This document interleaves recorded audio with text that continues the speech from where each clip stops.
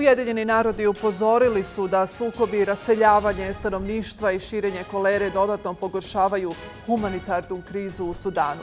Rat koji traje od aprila 2023. godine odnio je najmanje 59.000 života, raselio oko 13 miliona ljudi. A više od 41 milion izbjeglica širom svijeta i dalje je prisilno raseljeno zbog ratova, nasilja i progona, dok Međunarodni komitet Crvenog krsta bilježi više od 130 aktivnih oružanih sukoba. Gotovo 70% izbjeglica prihvataju zemlje s niskim i srednjim prihodima. A fotografi imaju ključnu ulogu jer dokumentuju stvarnost sukoba, svjedoče o zločinima koje bi inače bilo teško dokazati, ali svijet iza naslovnica. Iako izbor kadra može utjecati na percepciju događaja, fotografija ostaje jedno od najvažnijih sredstava za bilježenje istine i borbu za pravdu. Nagrađivani fotoreporter i goodwill ambasador Međunarodne organizacije za migracije Paul Choy sa mnom je u studiju. Večeras govorimo šta se sve krije iza njegovih slika.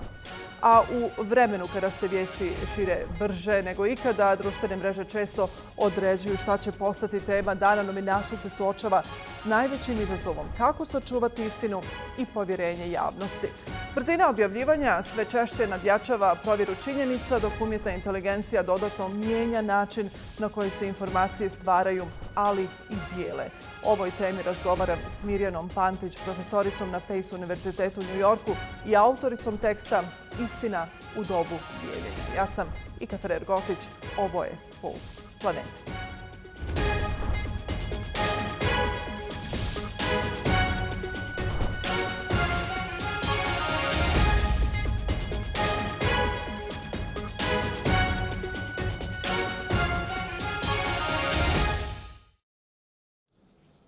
Ujedinjeni narodi upozorili su da sukobi, raseljavanje stanovništva, širenje kolere dodatno pogoršavaju humanitarnu krizu u Sudanu. Prema podacima OČE, sve više od 20.000 ljudi raseljeno je u Darfuru, dok je u regiji Kordofan od maja zabilježeno više od 2.000 slučajeva kolere i 170 smrtnih ishoda. Ujedinjene nacije navode da je ovogodišnji humanitarni apel finansiran sa svega 40% potrebnih sredstava. Rat koji traje od aprila 2023. godine odnio je najmanje 59.000 života, raselio oko 13 miliona ljudi. Despite the challenges, we, along with our humanitarian partners, continue scaling up the cholera response, supporting nearly 80 surveillance sites, 16 treatment centers, 8 oral rehydration points, and prevention activities for more than 270,000 people in the impacted areas. However, funding shortfalls are limiting the response. We continue to urge donors to commit additional funding. This year's humanitarian appeal for Sudan is about 40% funded, with $1.1 billion received against the nearly $2.9 billion required. A prema novom izvještaju Međunarodne organizacije za migracije IOM, u Ukrajini je do juna 2026. godine interno raseljeno gotovo 4 miliona ljudi. Gotovo 70% raseljenih izvan svojih domova je duže od 2 godine, dok je ove godine dodatnih 132.000 osoba bilo prisiljeno napustiti svoje domove. Većina porodica troši ušteđevinu, smanjuje troškove za zdravstvo i stanovanje, a 80% raseljenih želi se vratiti tek nakon završetka sukoba.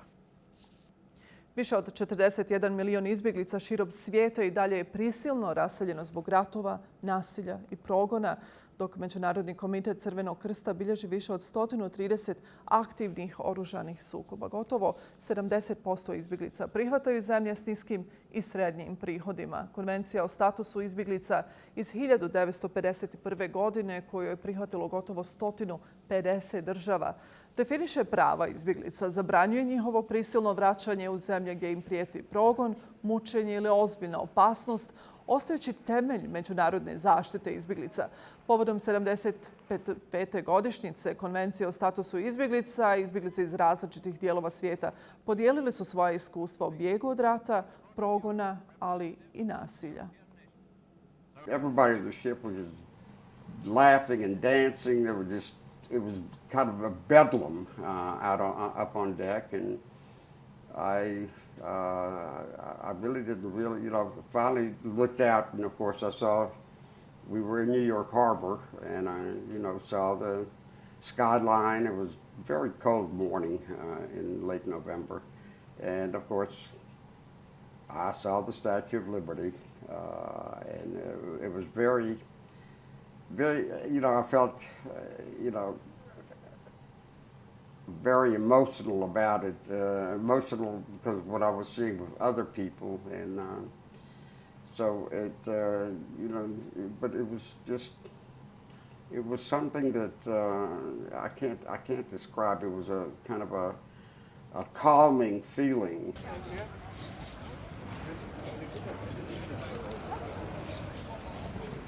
Sentirse seguro y sentirse protegido es algo que no tiene precio, porque a nosotros en Nicaragua nos han exiliado y nos han perseguido por hacer lo que sabemos hacer, que es defender derechos humanos, que además es un derecho, porque defender derechos humanos es un derecho, y por eso nos han perseguido. Y que yo pueda acá hoy, por ejemplo, en este espacio abierto, público, poder hablar sin sentir miedo, eso es valiosísimo y es muy importante. De tal manera que puedo decir que tanto Costa Rica, aplicando la legislación referida a las personas refugiadas, como España ahora, me han salvado la vida, pues.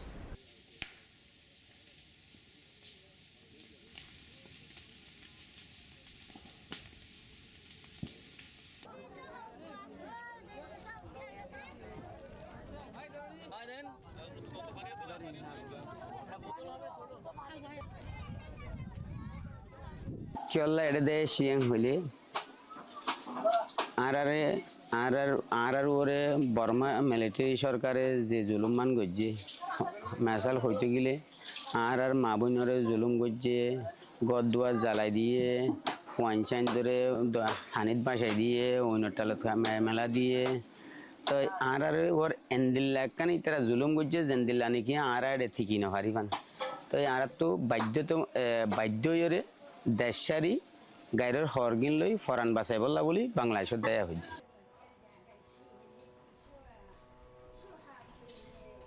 هي أنا لما إحنا بنشتغل ورب وعمله وهذا عمل وهذا عمل دكاني هذا عمل إشي وهذا تعاشت العالم شوي شوي وللأفضل لينا مدحشين ببركات بخيمات بنموت من الجوع.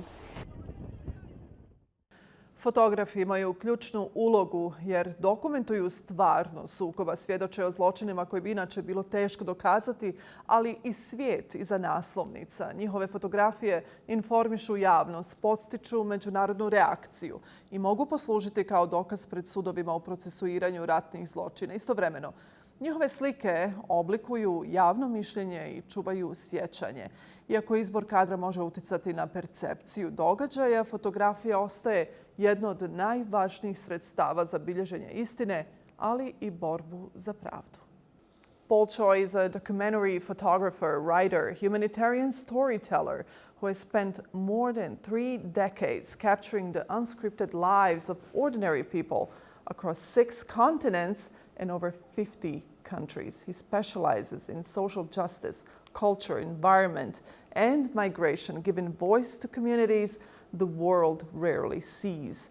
A TEDx speaker and goodwill ambassador for the UN Migration Agency, Choy approaches every story with patience, respect, and commitment to closing the space between them and us. And I do have a great honor to welcome Paul Choy in our Sarajevo studio. Paul, welcome to the program. Thank you for joining. Thank you for having me. I have to say it's a great honor to be in your beautiful country. I'm very much excited to see, meet the people and learn more about the communities here. I can imagine how many ideas you already have just being here, seeing these places, meeting with the people. You probably already have the ideas about your work and what next would you want to do here, right? In fact, one of the problems with coming to such a beautiful place as this is idea overload. Even getting from the airport to the city can take forever because I can see stories everywhere, and I have to tell myself, no, there's always another day, because there's stories everywhere and people to meet. And so actually the challenge is which stories to tell. Which stories to tell, and which, the selection, I think it's very hard. It's always more difficult whether I'm writing a book, preparing a documentary. The hardest thing is always what to leave out, not what to put in. There's always the stories. The challenge is which stories to leave out, because we can only tell some of the story. We have to make sure that we are focused in the stories that we tell, and that's the challenge. That is the challenge. I want to take you to the very start, from the beginning, Paul. When was the first time you realized that images in those stories, that images tell stories of people, communities, lives, and history that otherwise would be forgotten? It's funny you mention history, because actually for me, it was as a child, there was a television program that used to tell stories from history. And the way they did it was by telling the stories, but also the presenters would dress in the costumes of the time. They would walk around rooms that were designed to look like the time. And one of the things that did was to transport you to that time. So when I was watching as a child, I would hear the words, the stories that were being told, but it's from seeing the images, the surroundings, that's what brought it alive for me. And so I think that even from a child, that sparked an interest in history and an interest in transporting people to a different time where they could see for themselves and experience those moments. Paul, do you remember what was the first place that you visited as a professional photographer, your first gig, let's say? Do you remember, and how do you remember it from this perspective now? Life is like a journey, isn't it? And my work into becoming a documentary storyteller was exactly a journey. It wasn't a moment when I said, okay, this is what I do now. I think it's more a realization that this is what I do. It was a progression. So I've always been fascinated with travel. I've always been fascinated by people around the world and the way we live our lives. And so from a very young age, I enjoyed travel. Even in fact, as a teenager, I didn't go to university. Instead, I went traveling around the world. I made it as far as Spain. Isn't that the best university of life? It is. I made it to Spain and stayed 4 years. So I didn't get very far. But even from those days, when I first moved overseas, I was still fascinated by learning about the stories of the people. So when other young people were perhaps going out to enjoy nightclubs or bars, I was going into the old town speaking to people I found to learn their stories. So I think I've always been a storyteller. It's just in later life that I realized it. Oh, wow. And more than 30 years in the field, what surprises you most about ordinary people living in extraordinary circumstances? We've just seen some of your work, and I've seen, and it's just amazing that you captured some of the most extraordinary circumstances that people live in. What surprises you about people living there? I think there's probably two things that surprise me, even in extraordinary circumstances, is still the ordinary nature of life. Even when people are facing the most challenging of circumstances, they still maintain something of a routine, because as people like routine, right? So, so even in difficult circumstances, there will still be a clinging on to the routine and trying to keep ordinary. The other thing I think that surprises me is the humor. People will smile and laugh even in the most difficult of challenges. They will still maintain the humanity even when they're faced with life that's coming at them. And so I think people smiling in very difficult circumstances, who can still find the ability to smile, that's something that surprised me, and that they will endeavour to keep as much of the ordinary routine of life as possible. It's interesting that you say that. I was just thinking about that exact thing a couple of weeks ago. seeing people in really harsh circumstances, still having their humanity to try and live some of the lives, to smile, to communicate, to be happy about simple things. While sometimes in the West, I spoke about this with my friends. We said we have everything, and we are in a very good position. Everything's working out for us, but we are unhappy. We don't smile anymore. We don't communicate with each other anymore. Social media has replaced our communication, our coffee, and our conversation over coffee. And that's just one of the things that you just mentioned now. It really stays with people, right? When you see such things, and they just keep smiling. I met somebody this morning here in Bosnia who said something that resonated with me. We were reminiscing about the days before social media, before technology taking over.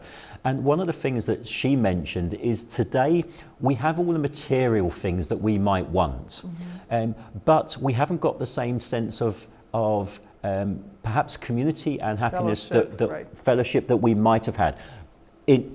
Before, and we're still finding our way as we navigate society in a world with social media, with the internet, with artificial intelligence. Before all those things, we had that sense of community, we had a sense of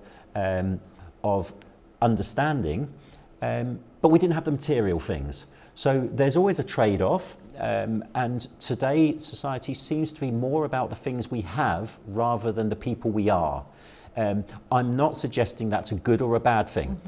I think society will catch up because I'm a big believer in humanity, but we're still catching up. I'm looking forward to the day when we have learned to adapt to the new technology. Especially people who lived before social media. And I very much remember the time before social media.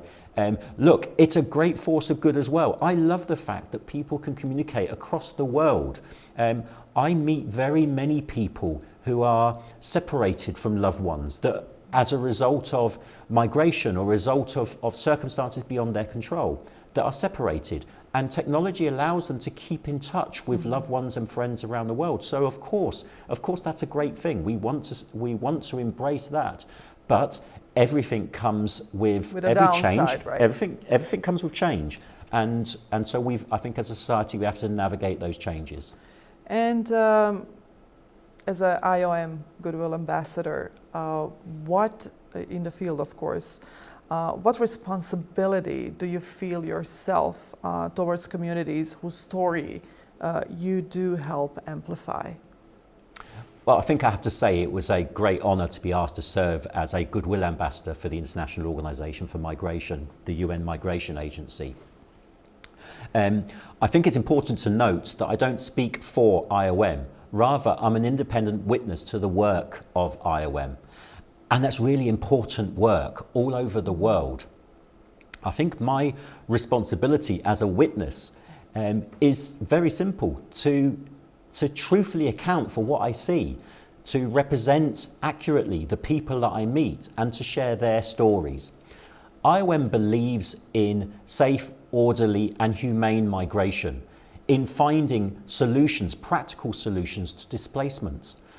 But we have to understand the lived experiences of people on the move and those communities that welcome them if we're to find those practical solutions.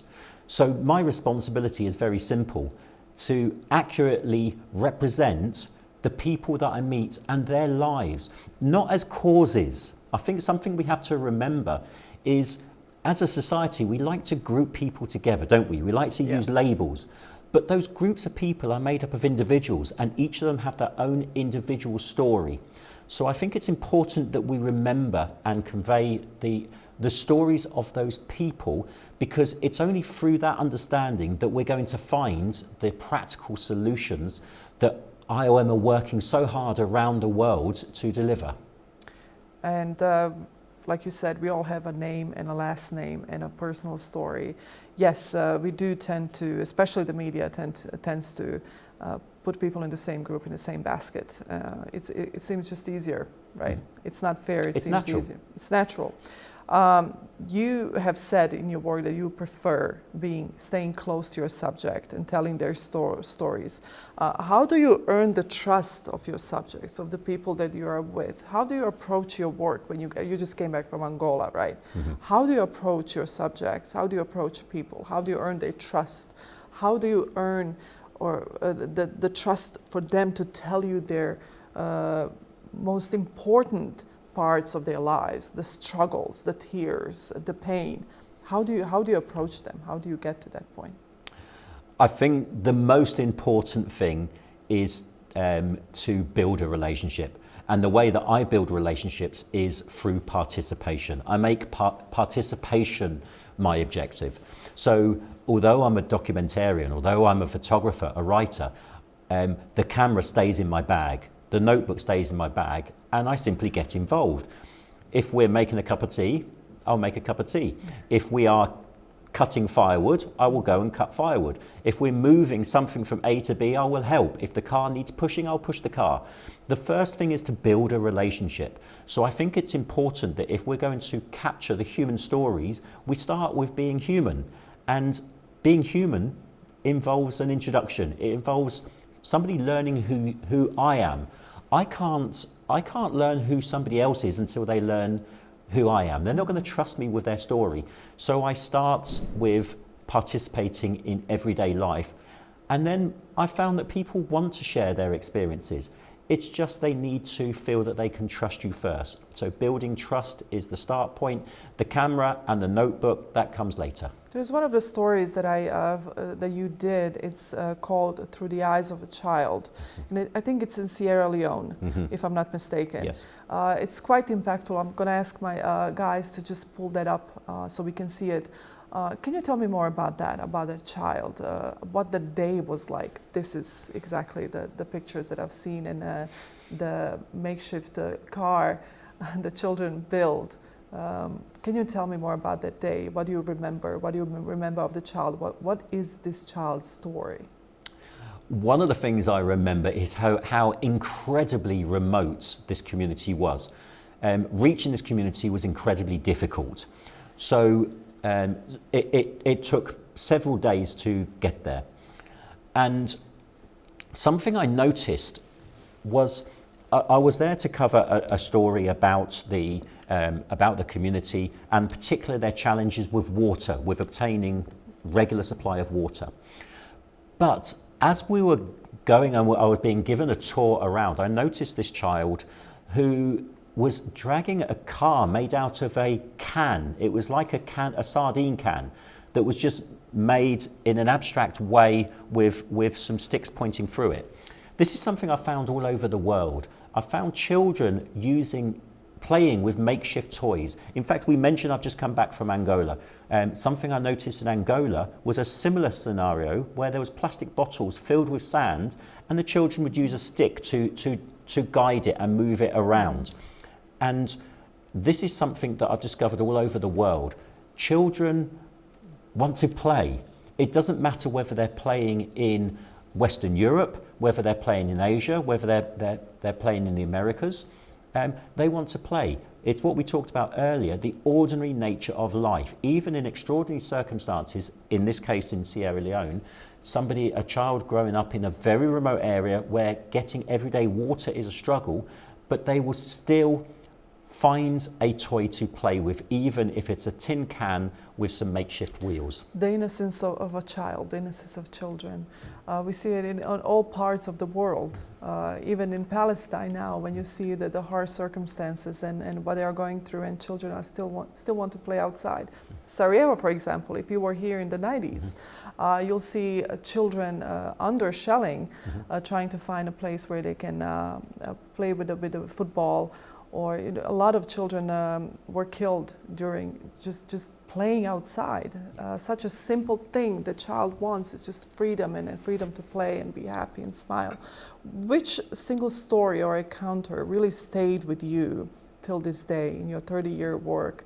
I believe that we all, as journalists, we have that one story that we always remember with pain. Which one is it for you? It's difficult. It's difficult to choose one story. I think there are one or two moments. For example, I met a migrant that was fleeing war in a very difficult situation in northern Greece. They'd come with their children across the ocean in search of safety, and it was a simple thing. We were just talking, and I realised we had the same birthday. Not just the same day, we were born on exactly the same day. So we were exactly the same age. And that stuck with me a long time, because I've often thought, what would I have done if we'd been born, if we'd swapped, if I'd been born in his circumstances? Would I have fled the war? Would I have put my children onto a boat to travel? Now he was in a shelter, living in a tent, trying to live the ordinary life with his children. And I think that's something that we could all do with remembering that that simple question, what would I do if I was in the situation? It's very easy to read a newspaper story, to see a news report and pass a judgment. The question we have to, I think, ask ourselves is, if I found myself in that situation, what would I do? And I think that moment has driven me a lot since, is trying to put myself in the position of the people that I'm speaking with, and thinking to myself, what would I do? That is amazing. I think we all should ask ourselves before we judge people. When we see the news, we should ask ourselves, what would I do? I do ask myself that a lot, especially through my mother. My mother was a refugee in 1992, took her 3 daughters across the borders. And when we see the political situation in the country now, I'm asking myself, would I be brave enough to do that with my children now, alone? I think the shared experience and the understanding of what people go through, it just gives another dimension to life, to the world.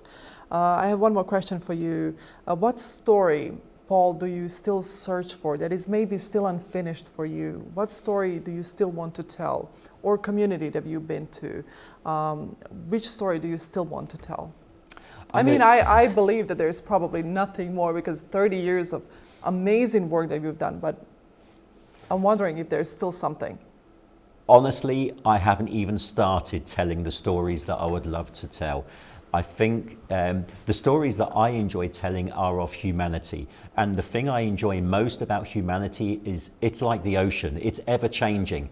Trying to tell the story of humanity is like trying to control the tides. They're going to flow no matter what. Humanity's going to flow, which means there's always another story. I come back to my childhood memories of watching those television programs that brought history to life. The stories I want to tell are the stories that historians in the future will look at and say, oh, that tells me one little extra piece of information about our time on this planet now. So I have these romantic notions that 300 years from now there might be a historian that's trying to understand something of this time and comes across one of the books I've written or one of the documentaries I made, and that informs them just a little bit more. That's one of the reasons why I think it's important that we still print our photographs, that we still print and read books that we can hold in our hands. Physical books we can hold in our hands. Because in 300 years' time, somebody might find that book. Well, the digital footprint is maybe erased. Is maybe erased. I don't know. I'm sure all of us old enough to remember VHS tapes will have a box full that we can't play anymore because we haven't got a player. Whereas if we pick up a book, we can pick up a book from 300 years ago and we can still try to understand something of it. Now, in my case, I hope that through the photographs in those books, through the words, that people will understand something of this time and they can learn a little bit more, because isn't that what we're all searching for? Understanding. That is quite correct. I always say that was the last question, but I still do have one more question. That's you working in Bosnia, right? You are here for work. You're working with the IOM, the UN Migration Agency. What is on your agenda, if I may ask? So it is the 75th anniversary of the International Organization for Migration. And to mark that anniversary, I'm here as part of a global project that I'm undertaking to write a book and an exhibition about migration in the 21st century at this point. So I am traveling the world, meeting people whose lives have been impacted in some way by migration. It might be people on the move. It might be people that are welcoming. It might be people who have been separated as a result of migration. Those that are impacted by climate change.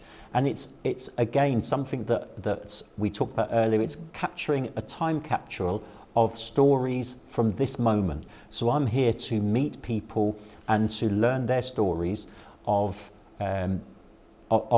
how migration has impacted their life. And it's worth remembering that migration can bring many benefits both to the people on the move and to the communities that welcome them. And so it's about learning about some of those experiences, because often all we hear is the negative side of migration. And I think it's important that we have the conversation about migration. It's an important conversation, but we should have the full conversation. We shouldn't be afraid to discuss the challenges that we can face, but we shouldn't be afraid to also discuss the benefits that migration can bring. And so this book is to capture a snapshot of migration in the 21st century. That's what I'm here in Bosnia for, and I'm very excited to meet the people and learn the stories that I'm going to learn. Good luck with that. I really can't wait to read it, to see what came out of it. And Paul, I want to thank you for taking time to speak with me and of course sharing all these beautiful, beautiful details of your work, and looking forward to seeing you again. And thank you for having me. Thank you. Paul Choy, a photographer, was my guest. Stay with us.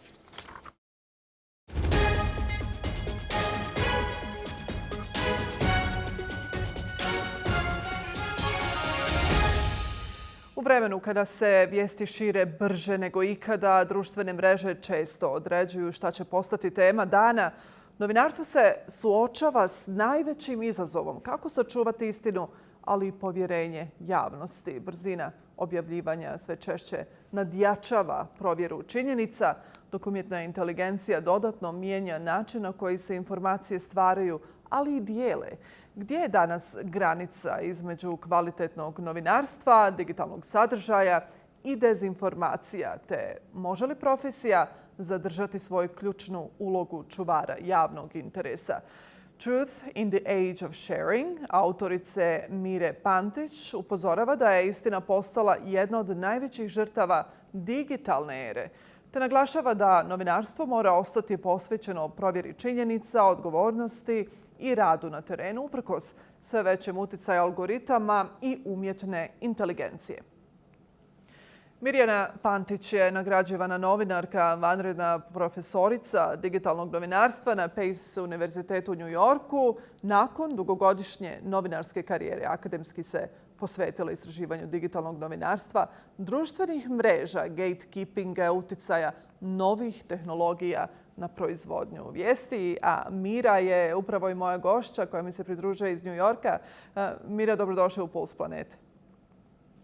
Hvala najlepše na pozivu. Hvala što ste tu sa mnom. Vrlo bitne teme, imamo toliko pitanja. Evo, ajde da počnemo o tome da u svom tekstu pišete da živimo u dobu dijeljenja, u kojoj je često važnije možda prvi podijeliti informaciju nego provjeriti njenu tačnost, što vidimo i na terenu kada su u pitanju mediji. Da li smo kao društvo izgubili osjećaj za razliku između informacije i istine? Mislim da jesmo, ali to je jedan proces koji traje već godinama. Baš sam razmišljala o tome još od 2004. Ajde kažemo od kad imamo Facebook, tu je počelo deljenje informacija i mislim da su se tu ljudi negde izgubili između onog što proizvodi i dele masovni mediji i onoga što oni mogu da vide na društvenim mrežama. I već negde taj proces brisanja granice između onog što oni mogu da sadržaje koje mogu da vide na društvenim mrežama i sadržaje koje konzumiraju putem masovnih medija već tada krenulo da se briše. Onda kako su ljudi počeli da se prebacuju od konzumiranja medijskog sadržaja na sajtovima, ajde da sad već ne pričamo o tradicionalnom novinarstvu poput televizije, radija i print i štampanih medija, ali kako su krenuli polako da se prebacuju na konzumiranje informacija putem društvenih mreža, onda se sve više tu krenulo da briše granice između onog što su vesti koje proizvode novinari i onog što su informacije koje ljudi dele. A među tim informacijama ima mnogo toga što je lažno, što je poluistina i tako dalje, ali nikad se nije, i zato sam ja upravo i napisala ovu knjigu o digitalnoj pismenosti, nikad se nije shvatila, mislim, vrednost i važnost te digitalne pismenosti u 21. veku. Jer ljudi su jednostavno samo odjednom postali izloženi ogromnoj količini informacija sa svih strana i oni nisu ni imali vremena da shvate gde je tu razlika između onog što proizvode profesionalni mediji i onog što proizvode društvene mreže. Kao što znamo, na društvenim mrežama može da podeli svako ko šta hoće. I sada se još to više intenziviralo sa veštačkom inteligencijom i zaista tek ćemo da vidimo u narednim godinama kako će to da izgleda, ali mislim da svako od nas treba da, po onome što dobija preko društvenih mreža, po tim informacijama, treba da vidi gde je granica i šta on u stvari želi od tih informacija koje prima putem interneta. Da li on stvarno želi da se informiše i da na osnovu pravovremenih informacija i validnih informacija donosi odluke o svom životu ili želi onako samo da skuplji informacije sa svih strana koje su u skladu sa njegovim stavovima i na osnovu toga donosi odluke. Znači, svi treba da vidimo šta je najzdravije za nas u tome. Upravo o tom zdravlju govorimo kada sagledavamo konzumiranje informacije. Nekada su, Miro, novinari bili glavni čuvari tih informacija, evo dok danas tu ulogu sve više preuzimaju algoritmi društvenih mreža. Ko danas, po vašem mišljenju, zapravo odlučuje šta će javnost vidjeti, a šta neće? Sad kad ste pomenuli algoritme, nekad imam utisak da smo mi postali sami gatekeeper ili čuvari tih informacija, zato što ako mi konstantno tražimo sadržaj koji je u skladu sa našim već ustanovljenim mišljenjima, stavovima, onda mi sami na neki način čuvamo te informacije, pošto sami tražimo informacije koje odgovaraju nekim našim interesovanjima i nekim našim stavovima. Mislim da samim tim mi i algoritam gleda ono što nas zanima i algoritam po tome nama dostavlja sadržaj. Znači, mislim da na osnovu toga mi smo sami čuvari tih informacija, čak ne i algoritmi, ali mi hranimo te algoritme našim stavovima, mi hranimo te algoritme našim željama.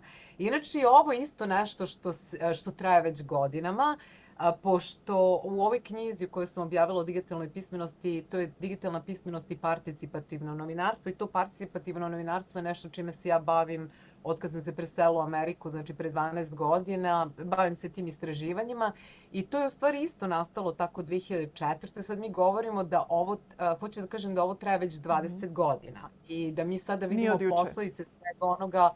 Da, upravo to. Posledica svega onoga što smo mi iskusili proteklih 12 godina i preko društvenih mreža i sada veštačka inteligencija. Šta se to zapravo dešava? Negde 2004. kad su krenuli građani više da se uključuju u deljenje informacija i sa medijima tada i sa građanima putem društvenih mreža, oni su na neki način postali čuvari informacija. Oni su u stvari krenuli da dele tu ulogu čuvara informacija sa medijima, zato što pre toga mediji su dobijali informacije, oni su određivali šta će da ide u eter. Znači, koje informacije od svega toga što oni prikupe, koje su to informacije koje treba da dođu do građana, šta oni misle da je važno da podele sa građanima.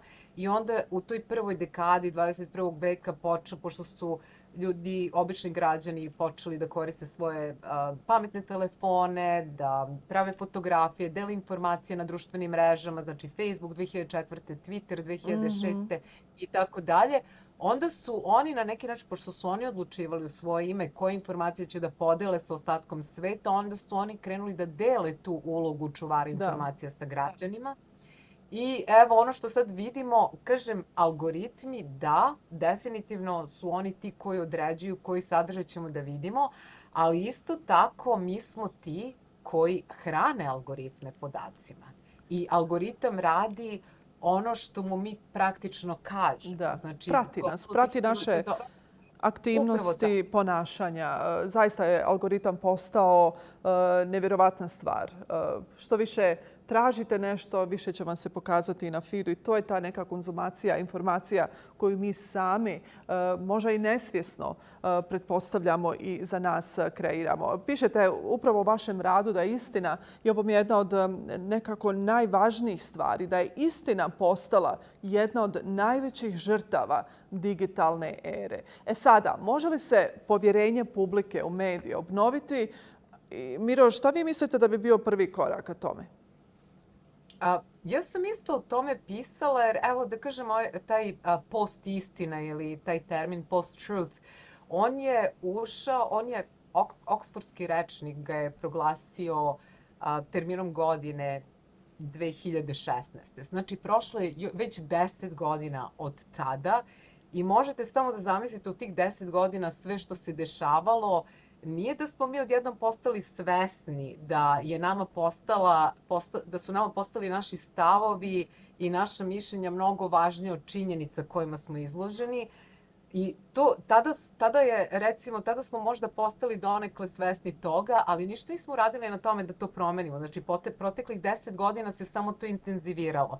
I recimo, evo navešću primjer. Kad sam krenula da radim istraživanja baš i o tom participativnom novinarstvu i tada je bilo na društvenim mrežama, ajde pre tih 10-12 godina da kažem, tada su na društvenim mrežama bili uglavnom ljudi ekstremnih stavova. Šta se sad tu dešava sa istinom? Ljudi budu izloženi tim ekstremnim stavovima i to su bile vrlo male grupe ljudi koji su delili te ekstremne stavove. Sad da kažem, od svih tih korisnika interneta i korisnika društvenih mreža, tu obično bude tako oko nekih 5% ljudi koji su zaista glasni na društvenim mrežama i onda mi imamo sad dva ekstremna stava, možda bude ekstremno levi i ekstremno desni i mi mislimo da svi tako razmišljaju.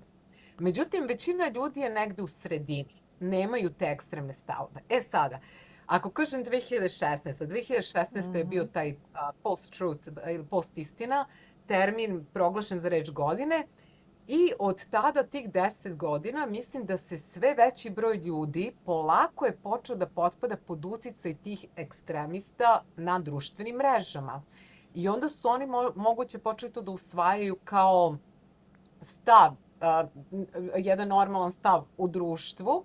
I šta se tu dešavalo?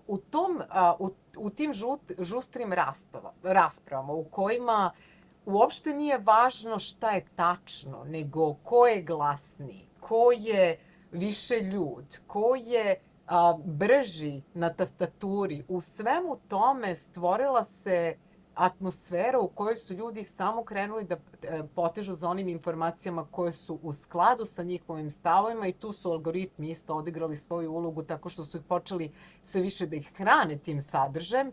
I odjednom, sada vama neko može da kaže danas je sunčan dan, ali ako su ljudi, ne znam, na društvenim mrežama počeli da kažem da tu informaciju onako krenu da izazivaju svojim nekim argumentima, onda odjednom vi pogledate kroz prozor, pa možda pada kiša, samo što ja ne vidim. Mislim, strašno je to što nam se dešava i strašno je to što mislimo da su ti stavovi, ta mišljenja nekih ljudi koji su ili influenceri ili nekada su to bili opinion leaders, znači ljudi koji su imali, ali to je ranije bilo ljudi koji su imali neke kvaliteta, znanja, obrazovanja i tako dalje i koji su izlagali informacije i mišljenje o njima na osnovu kojih bi drugi zaključivali, ali sada to više, ta mišljenja koje vidimo nemaju mnogo veze sa ekspertizom, nego imaju veze sa tim ko ima više vremena, ko je glasniji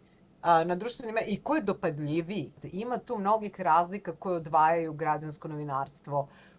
I u ostalom novinari su odgovorni i redakcijama za koje rade, a građani i građansko novinarstvo, kome će onda biti odgovorni? Biće odgovorni Elonu Musku i šta će da se desi ako oni napišu nešto pogrešno.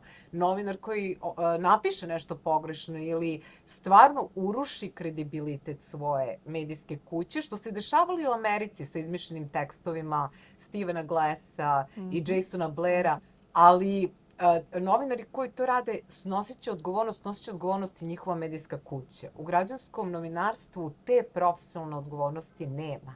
I tu je razlika. I moram isto da kažem, sad, ajde, kada je reč o veštačkoj inteligenciji, isto jedno od glavnih, jedan od, recimo, optimizma, sada ja nisam sigurna šta će se tu dešavati narednih godina, teško je predvidjeti, ali oni koji su optimisti upravo smatraju da zbog svih tih lažnih ili poluinformacija koje cirkulišu po internetu, pravo novinarstvo može da dobije na vrednosti zato što je pravo novinarstvo to, profesionalno novinarstvo to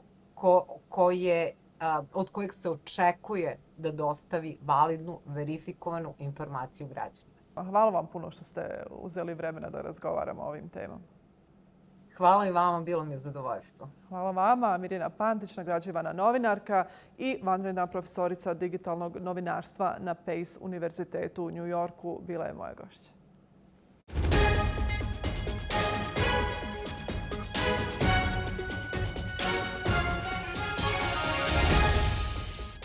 Toliko u Pulsu planete za ovu sedmicu. Ove i ostale vijesti možete i dalje potražiti na našem sajtu newsmax balkans.com. Se vidimo naredne sedmice. Ne minete.